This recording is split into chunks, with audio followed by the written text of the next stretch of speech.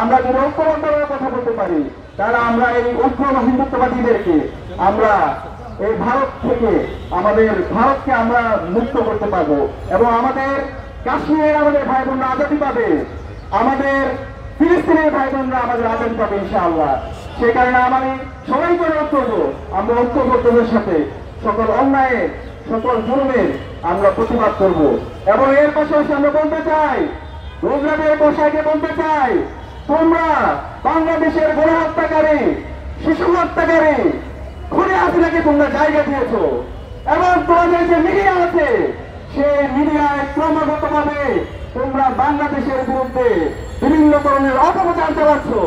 বাংলাদেশে যে সাম্প্রদায়িক সম্প্রীতি আছে সেই সাম্প্রদায়িক সম্প্রীতিকে নষ্ট করার জন্য তোমরা ক্রমাগত ভাবে বিভিন্ন ধরনের প্রপাগান্ডা চালাচ্ছ। কিন্তু বাংলাদেশের আপমর ছাত্র জনতা তারা যথেষ্ট তারা সচেতন। আমাদের এই দেশের যে দীর্ঘদিনের সাম্প্রদায়িক সহাবস্থান আছে, সাম্প্রদায়িক যে সৌন্দর্য আছে, সেটা আমরা বিশ্বের বুকে নজির স্থাপন করবো ইনশাআল্লাহ। আমি বাংলাদেশের সকল ধর্মাবলম্বী হিন্দু, বৌদ্ধ, চাকমা, মারমা, ত্রিপুরা, আরাকান, মুসলমান সহ আমরা যারা আছি, আমরা ঐক্যবদ্ধভাবে এই ভারতের আধিপত্যবাদের বিরুদ্ধে, গুজরাটের কষায়ের বিরুদ্ধে, হিন্দুত্ববাদীদের বিরুদ্ধে কথা বলার জন্য আহ্বান জানাচ্ছি।